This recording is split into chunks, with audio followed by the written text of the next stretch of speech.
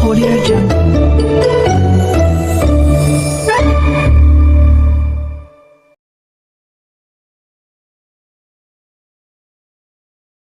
रघु एक छोटे से गांव में अपनी बीमार बहन सुमन के साथ रहता है। घर की हालत जर्जर है और खाने तक के लाले हैं। रघु रोज मजदूरी करता है, लेकिन इलाज के लिए पैसे नहीं जुटा पाता। गांव में ठाकुर बृजमोहन का राज चलता है, जो गरीबों की जमीन हथियाने के लिए झूठे कर्ज चढ़वा देता है। एक दिन रघु को अपने पिता की एक पुरानी चिट्ठी मिलती है, जिसमें लिखा होता है कि गांव में कहीं एक गुप्त खजाना छुपा है, जो कभी उसके दादा का था, लेकिन किसी ने धोखे से हड़प लिया। चिट्ठी के अनुसार ये खजाना ठाकुर की हवेली के नीचे छुपा है। रघु जब तहकीकात करता है तो गांव के मास्टर जी उसे बताते हैं कि ठाकुर की हवेली के तहखाने में कुछ परछाइयां रहती हैं, जो रात को आवाजें करती हैं। लोग कहते हैं जो भी उस तहखाने में गया वो कभी नहीं लौटा। रघु की मुलाकात अंजलि से होती है, जो ठाकुर की बेटी है लेकिन पिता की क्रूरता से तंग है। वो रघु की मदद करने को तैयार हो जाती है। दोनों मिलकर हवेली में रात के वक्त जाने की योजना बनाते हैं। रघु और अंजलि रात को तहखाने में घुसते हैं। वहाँ उन्हें पुराने दस्तावेज, हथियार और एक वकील गोविंद की डायरी मिलती है। डायरी से पता चलता है कि रघु असल में ठाकुर के छोटे भाई का बेटा है और पूरी संपत्ति पर उसका हक है। ठाकुर ने धोखे से उसके पिता को मरवा दिया था। अंजलि, वकील गोविंद और मास्टर जी गांव में लोगों को सच्चाई बताते हैं। रघु अदालत में मुकदमा जीत जाता है और ठाकुर को गिरफ्तार कर लिया जाता है। खजाने की मदद से वो अपनी बहन का इलाज कराता है और गांव में स्कूल, अस्पताल बनवाता है।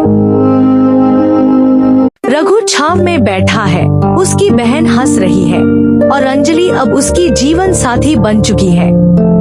लेकिन पास के एक पेड़ की छाया अभी भी कुछ छिपा रही है। रघु गांव में अब सम्मानित इंसान बन चुका है। स्कूल, अस्पताल सब बन गए। लेकिन तभी गांव में अजीब घटनाएं होने लगती हैं। गांव की रातों में अजनबी परछाइयां दिखती हैं। लोग कहते हैं कि ठाकुर की आत्मा मरने के बाद बदला लेने लौटी है। रघु की बहन सुमन अजीब अजीब बातें करने लगती है, जैसे कोई उससे बात करता है।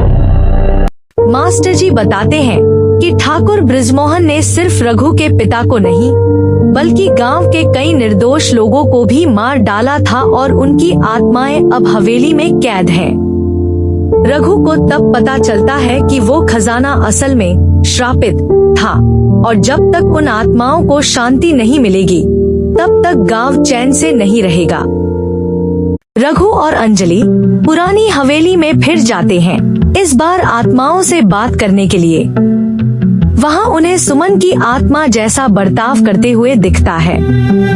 वे एक पुराना कमरा खोलते हैं, जहाँ ठाकुर की डायरी मिलती है। उसमें सब कुछ लिखा है, कौन कौन मारा गया, क्यों मारा गया, कैसे मारा गया।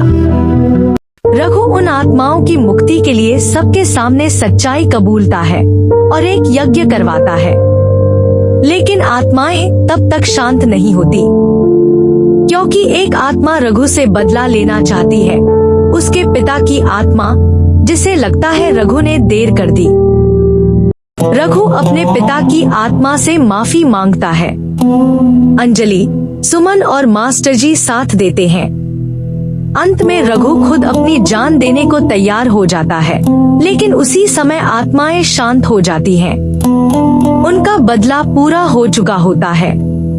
रघु हवेली के सामने बैठा है, उसके पीछे खामोश हवेली है। आसमान में अजीब सी शांति है और एक परछाई आखिरी बार दिखती है।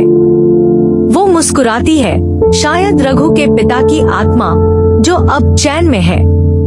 तो ये था हमारी कहानी का पहला एपिसोड। लेकिन कहानी यहीं खत्म नहीं होती। आगे क्या होगा? कौन है असली राज के पीछे? जानने के लिए देखिए एपिसोड 2, जो बहुत जल्द आ रहा है।